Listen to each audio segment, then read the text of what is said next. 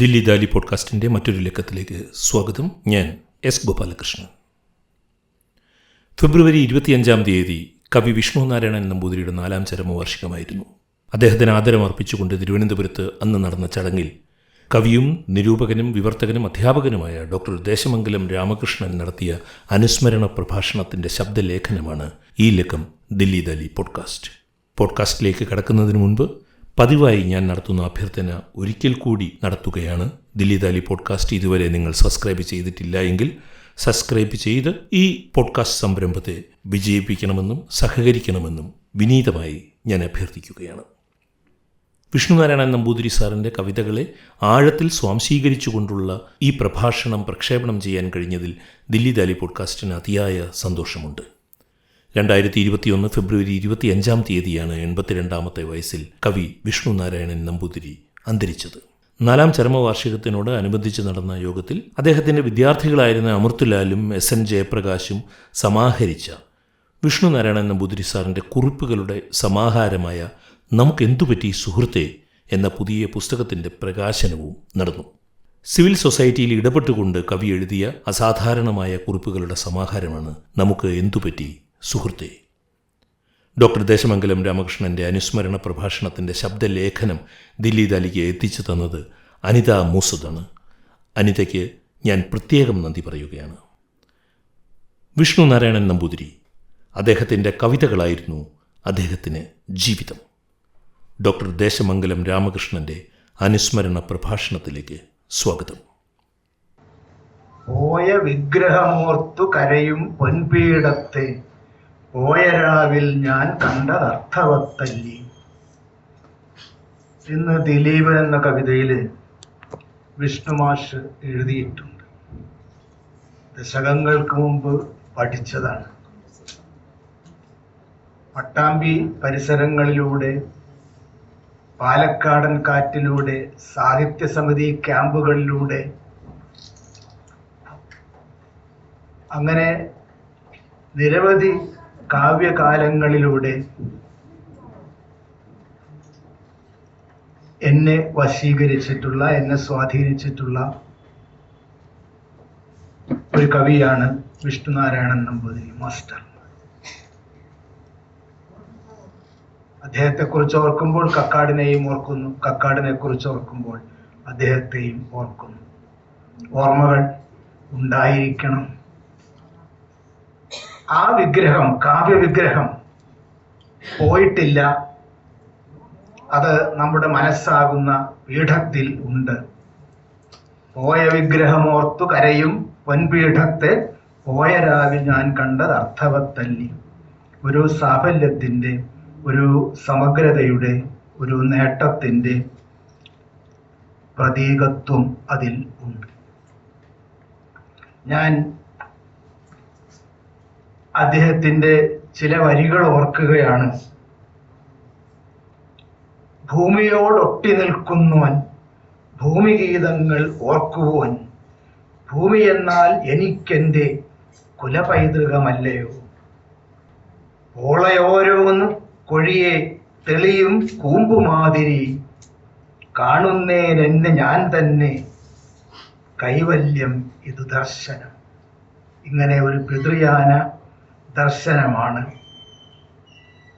വിഷ്ണുനാരായണൻ മാഷുടെ ചിന്തകൾക്കും പ്രതിഭാസഞ്ചാരത്തിനും അടിസ്ഥാന ശ്രുതിയായിട്ടുള്ളത്. ഒന്നും നേടിയവനല്ല ഈ കവി, നേടാൻ തോന്നി നടന്നവനും അല്ല. താണ്ടിയിട്ടുണ്ട് ഒട്ടേറെ ദൂരങ്ങൾ, താണ്ടിയിട്ടുണ്ട് ഒട്ടേറെ സ്ഥലകാലങ്ങൾ, നേടി ഒട്ടേറെ സഹജീവ ബന്ധങ്ങൾ. കവി പറയുന്നു കവിതയിൽ, പിന്നിട്ടേൻ പല വത്സരം പ്രൊഫസറായി, 5-8 കാവ്യങ്ങളെ കൊണ്ടേറ്റേൻ കവി എന്ന പേർ, മുറ തികച്ചേൻ പിന്നെ മേൽശാന്തിയായി, വെള്ളത്തുള്ളി കണക്ക് വെയിലുയരവേ വറ്റുന്ന കേമത്തം ഒന്നൊന്നായി. 6 അടി എല്ലിറച്ചി പൊതിയും പൈതാഹമൊന്നല്ലി ഞാൻ. ഇങ്ങനെയാണ് തൻ്റെ പ്രൊഫൈൽ വിഷ്ണു മാഷ് വരയ്ക്കുന്നത്. ഇത് അദ്ദേഹത്തിൻ്റെ ആയൊരർത്ഥത്തിൽ കുറിച്ചിട്ട വരികളാണ്. ഇത് സ്വന്തം ജീവരേഖയാണ്. എന്നാൽ തന്നിൽ നിന്നും അന്യോന്യതയിലേക്ക്, പാരസ്പര്യത്തിലേക്ക് സംക്രമിക്കുമ്പോഴാണ് കവിതയുടെയും ജീവിതത്തിൻ്റെയും അർത്ഥം പൂർണ്ണമാവുന്നത് എന്ന് അദ്ദേഹം മനസ്സിലാക്കും. ജീവിതത്തിനെ പുണ്ണാക്കി തീർക്കുന്ന കെടുനീതികൾക്കെതിരെ കൺപൂട്ടി നിൽക്കാൻ ആവില്ല. മനുഷ്യ ഗൽഗതത്തിന് ഉപശാന്തി ഇല്ല എങ്കിൽ കാവ്യത്തിൻ്റെ അർത്ഥവും വ്യർത്ഥമായി തീരും എന്നാണ് വിഷ്ണു മാഷ് പ്രഖ്യാപിച്ചത്. ഒരു ചിത്രം അദ്ദേഹം വരച്ചിട്ടുണ്ട്. ഗംഗാതീരത്തെ പെൺകിടാവ്, ചിന്നിച്ചെറിയ തലമുടി, തലയിൽ ഒരു കെട്ട് വിറക്, വലം കൈയിൽ കാലിക്കയറ്, അതിൻ്റെ അറ്റത്ത് പശു. ഇങ്ങനെ ഗംഗാതീരത്ത് ജീവരസത്തിൽ മൂളി മൂളി മുഴുകി കുന്നുകേറിപ്പോകുന്നു ഒരുവൾ, ഒരു മകൾ. അവളെ കണ്ട് കുതിർന്ന മിഴിയോടെ വിഷ്ണു മാഷ് പറയുന്നു, ഇതാ ഞാൻ കാണുന്ന ഇന്ത്യ. ഇവിടെ കവിയുടെ ദർശനം ഉണ്ട്. ഒരു ചിത്ര ദർശനം, ഒരു യാഥാർത്ഥ്യ ദർശനം.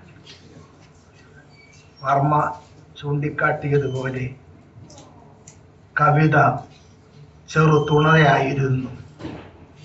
വഴികാട്ടിയല്ല ചെറുതുണ മാത്രം എൻ കവിത, പഴയ ചങ്ങാതിമാരെ നിങ്ങൾക്കു നൽകുവാൻ കൈവശം എനിക്കുള്ളത് എൻ ഉയിർച്ചൂടു മാത്രം.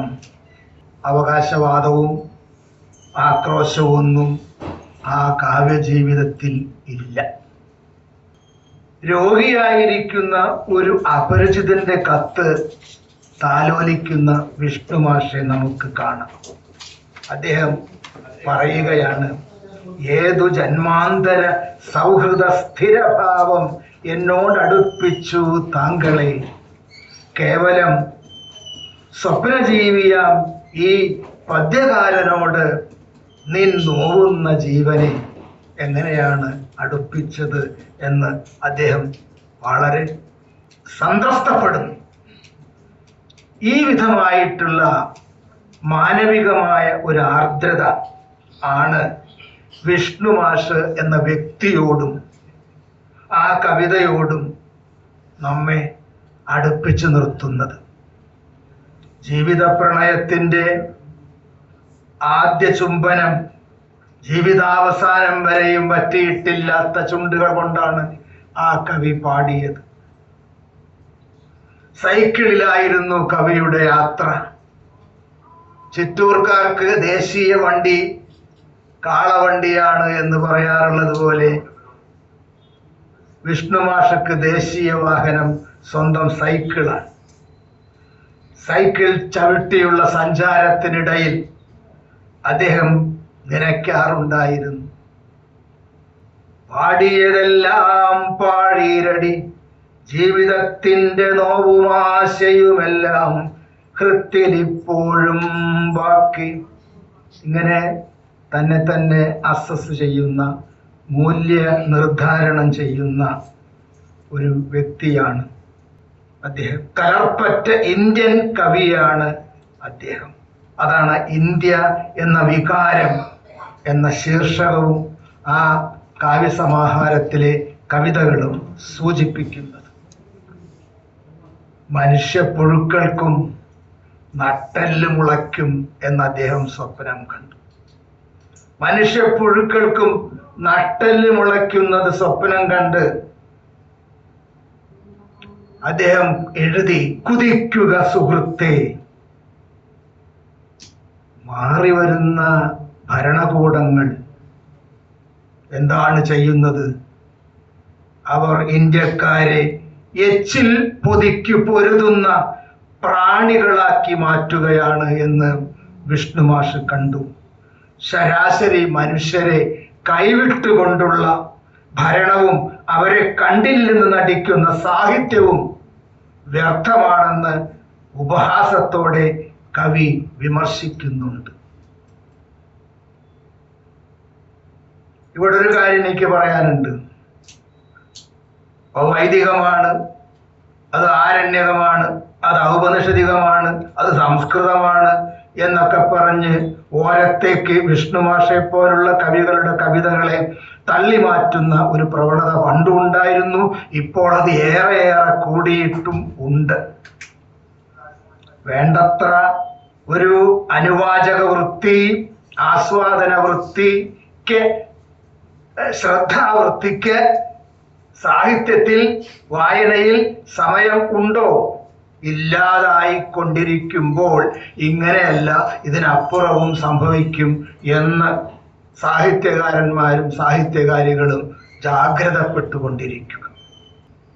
അദ്ദേഹം ഇങ്ങനെ പേലമമായി ഓടക്കുഴലൂതിക്കൊണ്ടിരുന്നാലൊന്നും കവിതയാവില്ല എന്ന് ബോധ്യമുള്ള കവിയായിരുന്നു. ഇത്തിപ്പൊരി കഷണം ഊതി വളർത്തുവാൻ നിൻ മുത്താർന്ന മുഗ്ധമുരളിക്കെളുതല്ല നൂനം. ചട്ടറ്റ കാൽപ്പനികതയ്ക്ക് ഒരു വർണ്ണ്യമാകാൻ പറ്റില്ലയാളും, അതിനാൽ ശുഭമല്ലി മൗനം. സാധാരണ മനുഷ്യന്മാരുടെ കാര്യങ്ങള്, പ്രയാസങ്ങളെ പറ്റിയൊക്കെ എഴുതുക എന്ന് പറഞ്ഞാൽ അതിനൊക്കെ ഇത്തിരി പ്രയാസങ്ങളുണ്ട്. ആന്തരികവും ബാഹ്യവുമായ കുറെ മനോസഞ്ചാരങ്ങളും ചിന്താരീതികളും ഒക്കെ വേണം. എന്നാൽ മുഗ്ധമുരളി രവം ആണ് കവിത എന്ന് വരികിൽ അതിൻ്റെ ഒന്നും പ്രശ്നം ഇല്ലല്ലോ എന്ന് അദ്ദേഹം തന്നെ വിമർശിക്കുകയാകുന്നു. ഇത്രയ്ക്ക് കാൽപ്പനികത്വം കലർത്തിയാൽ കത്രിക വേണ്ടി വരുമെന്ന് മാത്രമേ ഇപ്പോൾ പറയേണ്ടതുള്ളൂ. നിലത്തൊടാ പദ്യങ്ങളായി പുലരുന്നു എന്ന് പിൽക്കാലത്തല്ല, ഏതാണ്ട് അതേ കാലത്ത് തന്നെ അയ്യപ്പ പണിക്കർ സാറും പറഞ്ഞത് ഞാൻ ഇവിടെ ഓർക്കുന്നു. അപ്പൊ വിഷ്ണുവിനെ കാൽപ്പനിക വിഭ്രമക്കാരനായി കാണുന്നവർക്കുള്ള ഒരു മറുപടി കൂടിയാണ് ഈ ശരാശരി മനുഷ്യരെ കുറിച്ചുള്ള അദ്ദേഹത്തിന്റെ ആ കവിത. അടിയന്തരാവസ്ഥ കാലത്ത് യൂണിവേഴ്സിറ്റി ലൈബ്രറിയിൽ വൈകുന്നേരങ്ങളിൽ ചെല്ലാറുള്ള വിഷ്ണു മാഷ് ഒരു ദിവസം കുറെ ചെറുപ്പക്കാരുടെ കൂട്ടത്തിൽ ചെന്നു. അപ്പോൾ അതിൽ വളരെ വികൃതമായി നിൽക്കുന്ന കുറെ ചെറുപ്പക്കാരെ കണ്ടു. അവരെല്ലാം അടിയന്തരാവസ്ഥ കാലത്തെ തടവറയിൽ ഭീകരമായ പീഡനങ്ങൾ അനുഭവിച്ചവരാണ്. അപ്പൊ അതിനെപ്പറ്റി പറഞ്ഞിരിക്കുക. ആ ചെറുപ്പക്കാരൻ പറഞ്ഞു, ഈ മട്ട് ജയിലിലെ ക്ഷൗരം അവർ മുടി താടി പിഴുതെടുക്കുന്നു ചവണയാൽ. ഇങ്ങനെ അതിക്രാന്തമായ സുഖകാലങ്ങളെ പറ്റി വ്യാസൻ പറഞ്ഞത് ഇവിടെ വർമ്മ പറയുന്നുണ്ടല്ലോ. അതിക്രാന്ത സുഖാകാല പ്രത്യുപസ്ഥിത ദാരുണ പാപീയ ദിവസ പൃഥ്വി ഗതയൗവന. ഭൂമിയുടെ വസന്തം ഇമാതിരി അത്യാചാരങ്ങളാൽ പതുക്കെ ഇല്ലാതായിക്കൊണ്ടിരിക്കുന്നു. ഇന്നലത്തെക്കാളും പാപം ഇന്ന് പെരുകുന്നു, ഇന്നത്തെക്കാളും പാപം നാളെ പെരുകാനാണ് സാധ്യത എന്നാണ്. ഇവിടെ ആ ഭീതിതമായ അടിയന്തരാവസ്ഥ കാലത്തെ പറ്റിയും വിഷ്ണു മാഷ് അതിൻ്റെ നിജസ്ഥിതി ബോധ്യപ്പെടുത്തുന്ന രീതിയിൽ പല ആവിഷ്കാരങ്ങളും നിർവഹിച്ചിട്ടുണ്ട്. അദ്ദേഹത്തിൻ്റെ ഏറ്റവും ശ്രദ്ധേയമായ ഒരു ആദിരൂപം എന്ന് പറയാം, ആദിരൂപപരമായ ഒരു സമകാലിക രൂപമാണ് ആരണ്യക എന്ന നോവലിലെ യുഗളപ്രസാദൻ എന്ന വിഭൂതിഭൂഷൺ ബന്ദോപാധ്യായയുടെ ആരണ്യക എന്ന നോവലിലെ യുഗളപ്രസാദൻ എന്ന കവിത. യുഗളപ്രസാദൻ എന്ന കഥാപാത്രത്തെ ആസ്പദമാക്കിയുള്ള കവിത. പ്രകടനപരത വിഷ്ണു മാഷക്കില്ല. ഞാൻ മരത്തെ സ്നേഹിക്കുന്നു എന്ന് പറഞ്ഞ് മരത്തെ കെട്ടിപ്പിടിക്കാനും ഒന്നും നിന്നിട്ടില്ല. പ്രദർശന താല്പര്യത്വവും ഇല്ല. പരിസ്ഥിതിയോടുള്ള സ്നേഹം അദ്ദേഹത്തിൽ എപ്പോഴും സംഭൃതമായിരുന്നു. വനപർവ ഗിരിജന സംസ്കാരങ്ങളുടെ കർമ്മപരിപാടികളിൽ അദ്ദേഹം വേണ്ടത്ര പ്രയത്നിച്ചിട്ടുണ്ട്. ആരണ്യകിലെ നേരത്തെ പറഞ്ഞ അസാധാരണ മനുഷ്യൻ യുഗളപ്രസാദനാണ് വിഷ്ണുവിൻ്റെ ആദർശ നായകൻ. രാത്രിയിൽ നഗരങ്ങളിൽ നിന്ന് ഭംഗിയുള്ള ചെടികളൊക്കെ കൈക്കലാക്കിയിട്ട് കാട്ടിൽ കൊണ്ടു ചെന്ന് നട്ടുപിടിപ്പിക്കുക, അങ്ങനെ സംതൃപ്തി കൊള്ളുക. അയാളെയാണ് തൻ്റെ ഉള്ളിൽ കവി കുടിവെച്ചത്. ഒടുവിൽ അയാൾ തൻ്റെ പ്രാണപടത്തെ ഈ ഭൂമിയിൽ അർപ്പിച്ച് കടന്നുപോയി.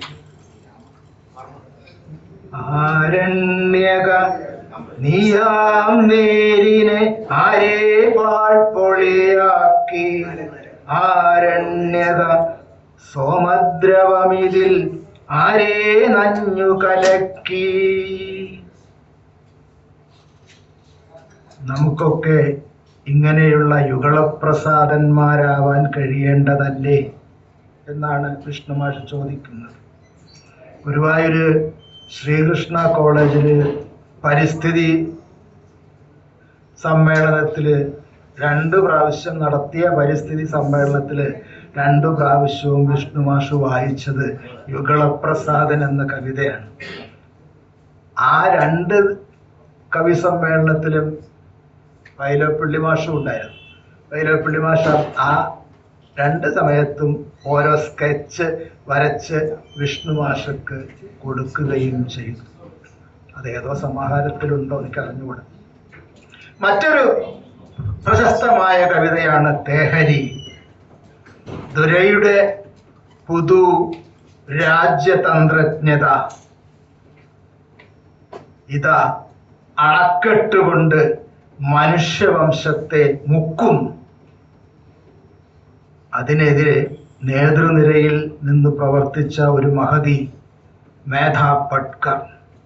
മേധാ പട്കറോട് കവി പറയുന്നു: പൂവും പറവയും ചോലയും വെയിലുമായി പൂരിച്ച സംഗീതമാകുന്ന വാഴ്വിനെ വീർപ്പ് മുട്ടിക്കും അധികാരമുഷ്കിന് നേർക്ക് ഇടിവാളാക നിൻ തീവ്ര സംയമം. വളരെ മൂല്യാധിഷ്ഠിതമായ ഒരു സമരം. ആ മൂല്യാധിഷ്ഠിതമായ സമരത്തിൻ്റെ വക്താവാകാൻ വിഷ്ണുനാരായണന് കഴിഞ്ഞു എന്നത് തന്നെയാണ് ആ ഭാരതീയ കവിയുടെ നേട്ടം. നേരത്തെ ഇവിടെ സൂചിപ്പിച്ചതുപോലെ കാരയ്ക്കൽ തോട്ടുവരമ്പ്, ആ തോട്ടുവരമ്പത്ത് നിന്ന് കേരളത്തിലുടനീളം, ഭാരതത്തിലുടനീളം ഒട്ടൊക്കെ വിദേശത്തും സഞ്ചരിച്ച് നേടിയ അനുഭവജ്ഞാനങ്ങൾ ഏറെയാണ്. അവയുടെ സൂചകങ്ങളും മുദ്രകളും നിറഞ്ഞതാണ് വിഷ്ണുവിൻ്റെ കവിത. ചുരുക്കത്തിൽ വേദം, പുരാണം, ഉപനിഷത്ത് മുതലായവയുടെ ഊർജം വാക്കായി ജ്വലിച്ചു നിൽക്കുന്നതാണ് ആ കവിത. അതേസമയം വർത്തമാന ശരാശരിക്കാരുടെ ഹൃദയപക്ഷം ചേർന്നും നിൽക്കുന്നതുമാണ് ആ കവിത. ആ മനുഷ്യൻ തന്നെ എന്ന് പറയുന്നത് കൂടുതൽ ഉചിതം. ഇവിടെ ശോണമിത്രനെ പറ്റി പറഞ്ഞു.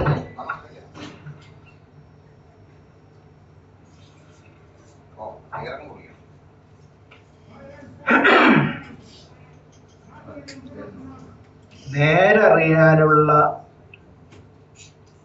യാത്രയാണ് ജീവിതവും കവിതയും. വിശിഷ്ട മൂല്യങ്ങളുടെ സത്യവും സൗന്ദര്യവും ചില പരമ്പരാഗത കഥാപാത്രങ്ങളുടെ അഴിച്ചുപണിയിലൂടെ കവി ദർശിക്കുന്നു. അവരുടെ ആ പഴയ സന്ദർഭത്തിൽ നിന്ന് വലിയ തോതിൽ മാറ്റം വരുത്താതെ തന്നെ പുതുകാലത്തിലേക്ക് മൂല്യപരമായ ഒരു വഴി വെട്ടുകയാണ്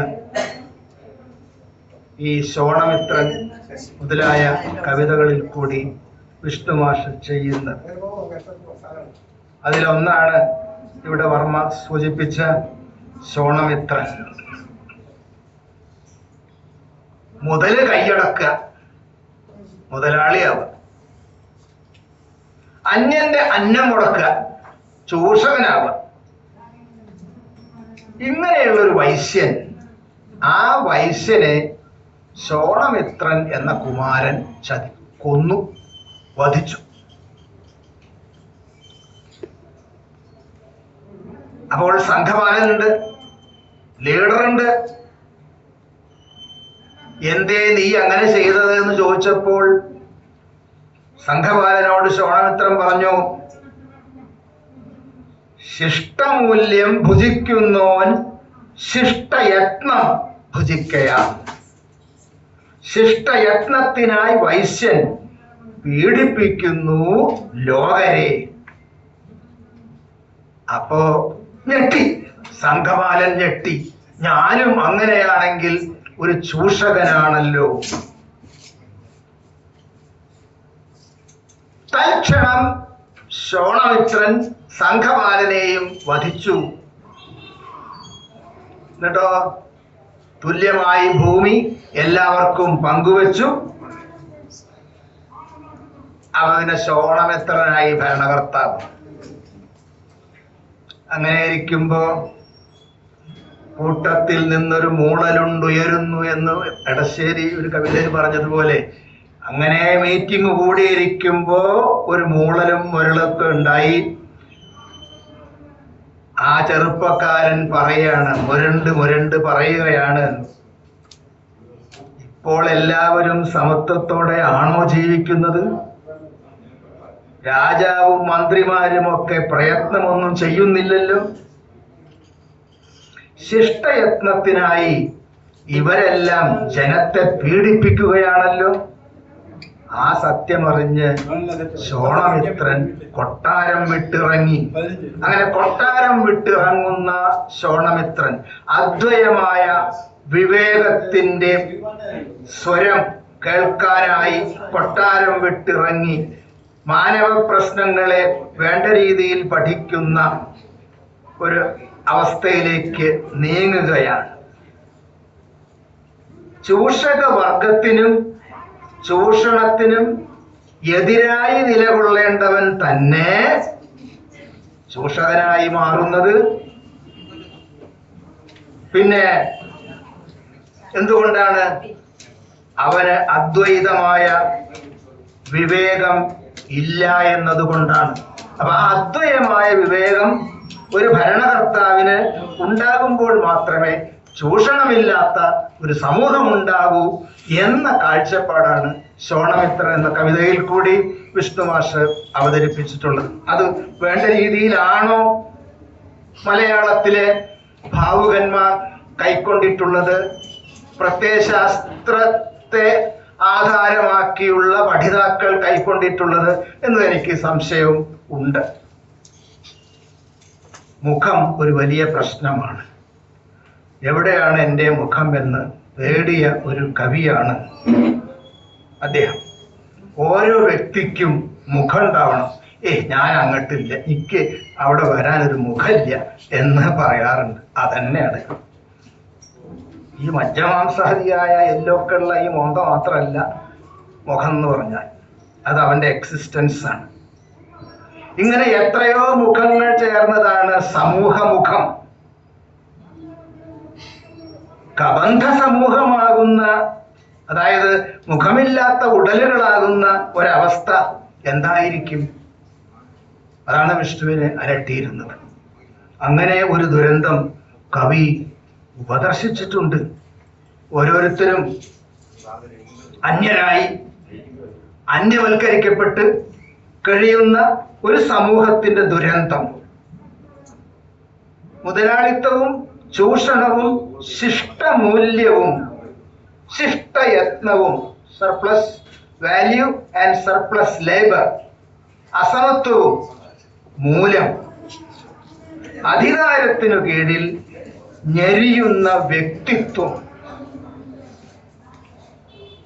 അതാണ് വിഷ്ണുനാരായണന്റെ മുഖമെവിടെ എന്ന കവിതയിൽ നമ്മൾ വായിക്കുന്നത്. അത് വളരെ തീക്ഷ്ണമായി അത് അനുഭവപ്പെടുന്നുണ്ട്. കാലാതിവർത്തിയാണ് വിഷ്ണുനാരായൺ മാഷുടെ 60-70 കാലങ്ങളിലെ ഈ മാസ്റ്റർ പീസ്. ചിത്രം, ജാഥ, ഛായ, ഇങ്ങനെ 3 ഖണ്ഡങ്ങളായിട്ടാണ് ഇത് എഴുതപ്പെട്ടിട്ടുള്ളത്. കാവിലെ എഴുന്നള്ളത്തിന്റെ ചിത്രത്തിൽ ആർക്കുല്യമുഖം, ജാഥയിൽ ദ്രവക്കം വിളിച്ചു പോകുന്ന ആർക്കുല്യമുഖം. നേതാക്കന്മാര് പരസ്പരം ചോദിക്കുന്നു, തന്റെ മുഖം എവിടെ, തന്റെ മുഖം എവിടെ, എവിടെ നിൻ മുഖം? അവരോടൊക്കെ സഹതാപം തോന്നി. ഞാനും എന്റെ മുഖം തപ്പി നോക്കട്ടെ. മിഴിനീരൊപ്പാൻ കൈലേസുയർത്തിയപ്പോൾ ഒന്നും തടയുന്നില്ല. പിന്നെ കണ്ണാടി നോക്കി, എനിക്കും കോളറിൻ മുകളിലെന്തയ്യോ മുഖം ഒന്നില്ലെന്നോ. ഇതാണ് ആ കവിത. 60 കാലത്ത് എഴുതിയ ഈ കവിത അക്കാലത്തെ അല്ലെങ്കിൽ എക്കാലത്തെയും അസ്തിത്വ വ്യഥയുടെ ഭ്രമാത്മക ബിംബമാണ്. ഈ കവിതയിൽ വിഷ്ണുത്വം ഉണ്ട്, സർവനാമത്വം ഉണ്ട്. അതൊക്കെ ഇതിന്റെ ഒരു പ്രത്യേക ആവിഷ്കാര രീതിയിലൂടെ തെളിഞ്ഞു വരുന്നതാണ്. അതിനെയാണല്ലോ നമ്മൾ അന്തസ്സന്നിവേശം ചെയ്തിരിക്കുന്നു എന്ന് പറയുന്നത്.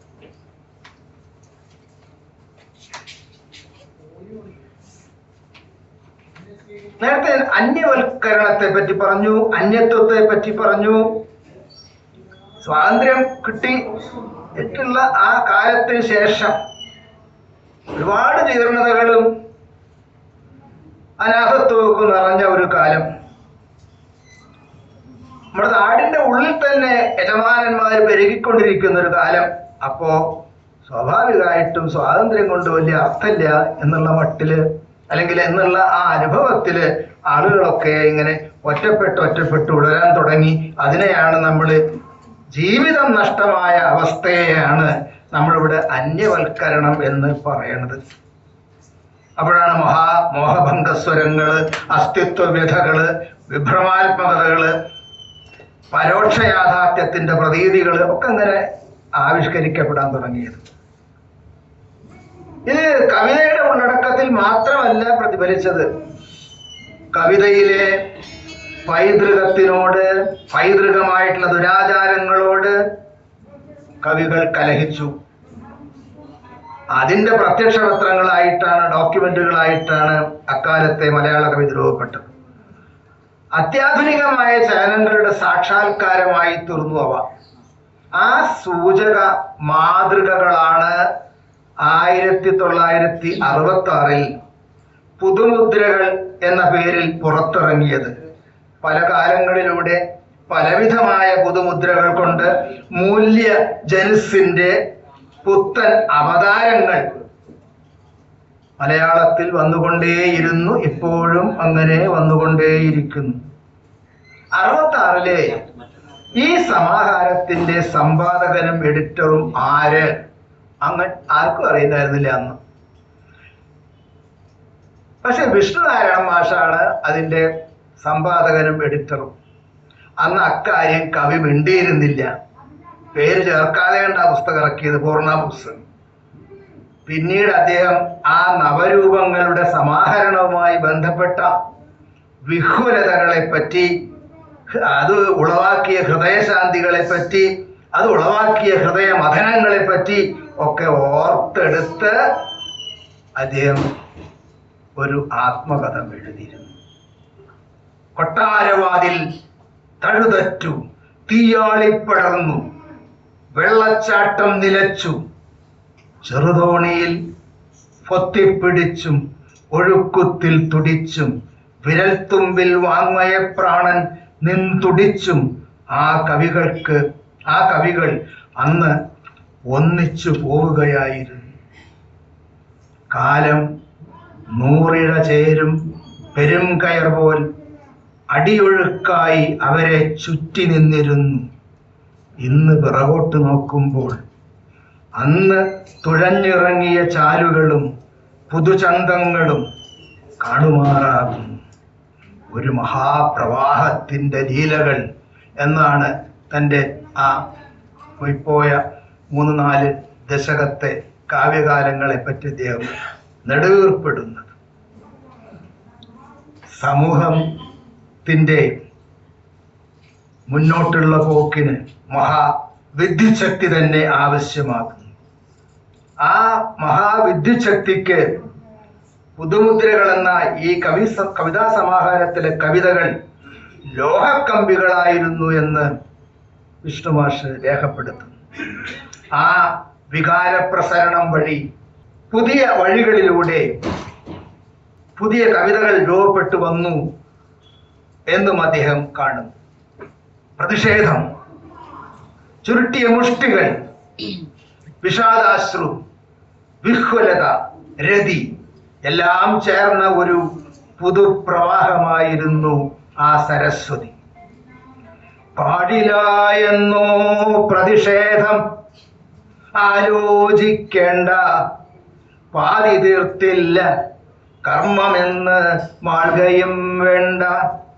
മുറുക്കെ ചുരുട്ടിയ മുഷ്ടികൾ, നിഷേധങ്ങൾ വിറയ്ക്കും വിഷാദ ബിന്ദുക്കൾ, വിഹ്വലതകൾ പുതുതായി ഉൾച്ചേരുന്നുണ്ട് ഈ ഒഴുക്കുത്തിൽ വീണ്ടും എന്നാണ് തൻ്റെ ആ ഭൂമിഗീതങ്ങൾ, പ്രണയഗീതങ്ങൾ, ഇന്ത്യ എന്ന വികാരം, ഇങ്ങനെയൊക്കെയുള്ള കാവ്യകാലങ്ങളിലൂടെ മുന്നോട്ട് വന്ന കവി പിറകോട്ട് നോക്കിയപ്പോൾ തനിക്ക് മുഖമില്ലാതിരുന്നൊരു കാലമുണ്ടായിരുന്നു എന്നും ഇങ്ങോട്ട് നോക്കിയപ്പോൾ തനിക്ക് മുഖം രൂപപ്പെടുന്ന ഒരു കാലമായി എന്നുമൊക്കെ ആശ്വസിക്കുന്നത് നമ്മൾ കാണുന്നു. പച്ചപ്പിൻ്റെ കവിയാണ് വിഷ്ണുനാരായണൻ നമ്പൂതിരി. ചെരുപ്പും ജുബ്ബയും കുടയും മടിശീലയും കളഞ്ഞ് അപരാഹ്നത്തിലെ പച്ചമണ്ണില് ചവിട്ടി നിൽക്കുന്ന കവിയെ നമ്മൾ കാണുന്നു. പ്രപഞ്ചത്തിനായി സമർപ്പിക്കപ്പെട്ട മനഃശരീരമാണ് വിഷ്ണുനാരായണൻ്റേത്.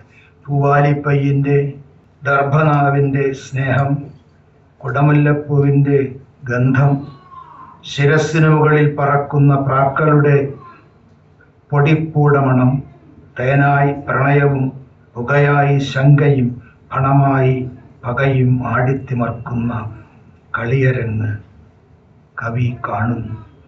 ആട്ടത്തിരശീലയുടെ ഉയർച്ച താഴ്ചകൾ കവി കാണുന്നു. എല്ലാ ഭീകരരാത്രികൾക്കും ഒടുവിൽ വെളിച്ചം വരുമെന്ന് പ്രതീക്ഷിച്ചുകൊണ്ട് തന്നെ കവി പച്ചമണ്ണിൽ ചവിട്ടി നിൽക്കുന്നു. വെള്ള കീറുമ്പോഴേക്ക് ഉണ്ണിത്തളിരുകൾ അന്നം നുകർന്ന് ഇലയായി പൂത്തുകായ്ക്കുന്നു. പിന്നെ പഴം ചീഞ്ഞ് വിത്തുമുളയ്ക്കുന്നു. വെള്ളക്കീറാം ഇനി എൻ്റെ കരൾക്കകം തള്ളിത്തുറക്കാം. തിരുനട. ഇങ്ങനെ പ്രപഞ്ചവുമായിട്ടുള്ള ഒരു സാൽമീകരണം ആണ് അദ്ദേഹത്തിൻ്റെ കവിതയിൽ നമ്മൾ കാണുന്നത്.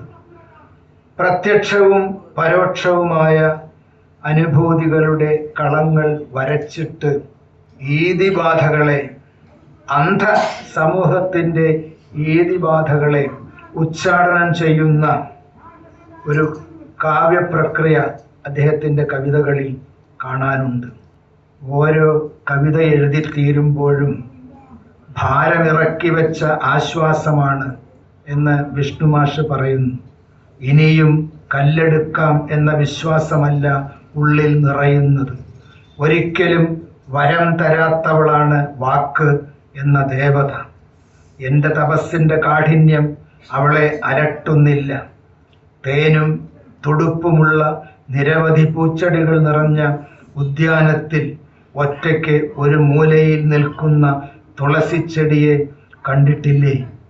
വല്ലപ്പോഴും ഒരാൾ പൂവ് എന്ന് കരുതി ഇതിൻ്റെ ഇലയും മണപ്പിച്ചു ചൂടുന്നു എന്ന കവിയുടെ വചന പാദങ്ങളിൽ അമിതമായ വിനയത്തിൻ്റെ കല്ല് കെട്ടിത്തൂക്കിയിട്ടുണ്ട്. എന്ന വചന പാദങ്ങളിൽ അമിത വിനയത്തിൻ്റെ കല്ല് കെട്ടിത്തൂക്കിയിട്ടുണ്ട്.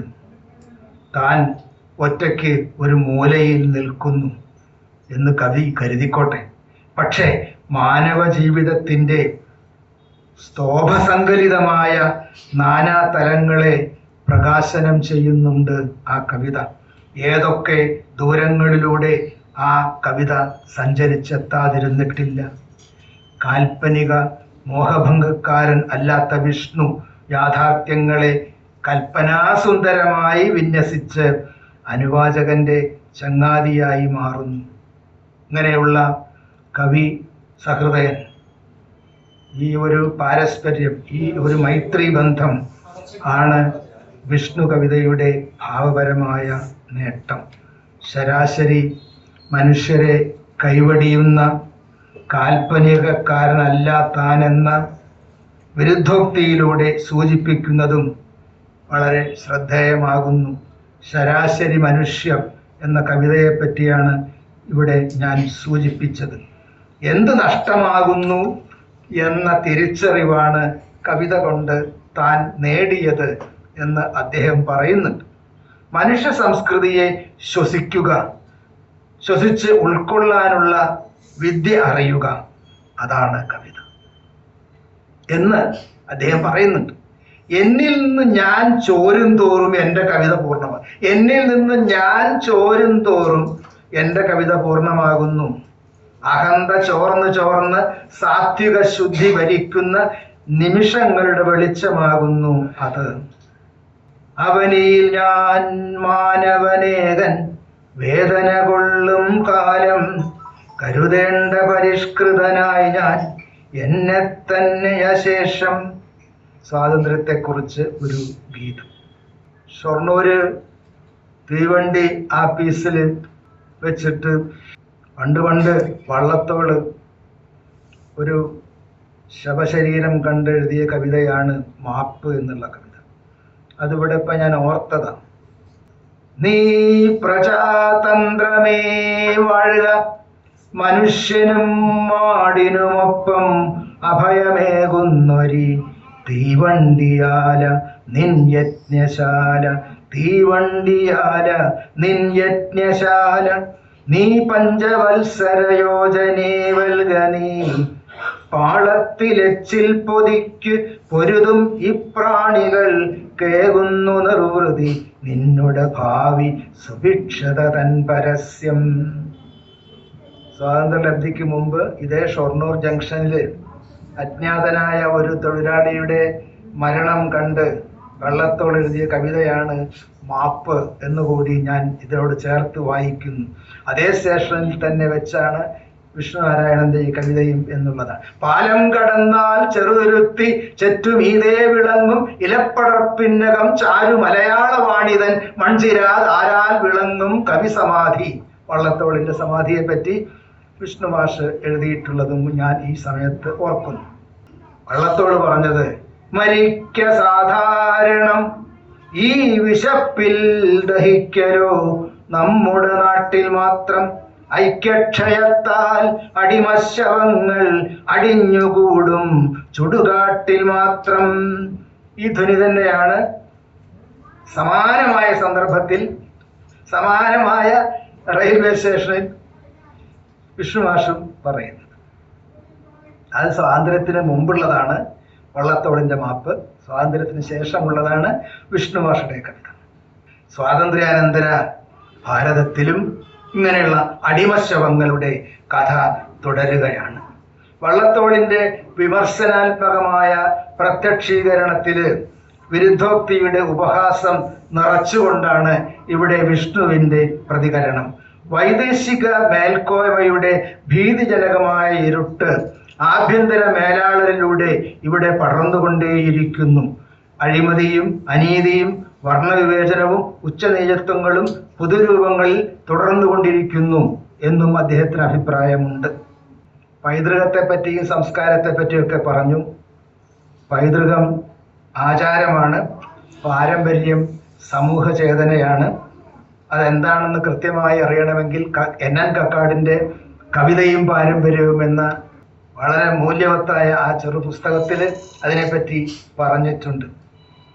ഈ തറവാടിത്ത ഘോഷണത്തെ പോലെ വൃത്തികെട്ടിട്ടില്ല മറ്റൊന്നു മൂഴിയിൽ. ഇങ്ങനെ തറവാടിത്തം പറയുന്നതാണ് നമ്മൾ പൈതൃകമായിട്ട് പറയുന്നത്. എന്നാൽ സംസ്കാര പാരമ്പര്യം എന്ന് പറയുന്നത് മലമുടിയുടെ മുകളിൽ നിന്ന് 1000 കലപ്പച്ചാലുകളുമായി കുതിച്ചു വരുന്ന ആ ഒഴുക്ക് പല തലങ്ങളിൽ ചെന്ന്, ചെരുവുകളിൽ ചെന്ന്, ചെങ്കുത്തായ ഇടങ്ങളിൽ കൂടി സമതലങ്ങളിൽ വീണ് അങ്ങനെ ഒഴുകിപ്പരന്ന് നദിയുടെ തടങ്ങളിൽ പശിമരാശി മണ്ണ് ഇങ്ങനെ കൂമ്പാരം കൂട്ടുന്നത് പോലെയാണ് പാരമ്പര്യം എന്ന് പറയുന്നുണ്ട്. അപ്പൊ അങ്ങനെ നമ്മൾ പൈതൃകത്തിനെയും പാരമ്പര്യത്തിനെയും വേർതിരിച്ചറിയേണ്ടതുണ്ട് എന്ന് അദ്ദേഹത്തിന്റെ കവിതകൾ വായിക്കുമ്പോൾ നമുക്ക് ബോധ്യപ്പെടും. ഹരിതമയമാണ് അദ്ദേഹത്തിന്റെ കവിത, വിഷ്ണുത്വം നിറഞ്ഞതാണ് ആ കവിത. മാനവ രക്ഷകനാവണം കവി എന്ന് പ്രത്യാശ പുലർത്തുന്നതാണ് ആ കവി. ഏതു വഴി പാഞ്ഞലറിയിടുന്നു ധേനുനിര, ഏതൊരു മുഖങ്ങളിവ ചുറ്റും മേടുകളിലാരുടെ കൊലച്ചിരികൾ കേൾപ്പു, പാദമിഴയുന്നു ചളി കെട്ടുമുതിരത്തിലൻ തോഴരുടെ തുണ്ടുപിണമല്ലി വിടയുന്നു. നിർത്തുന്നു. നന്ദി, നമസ്കാരം.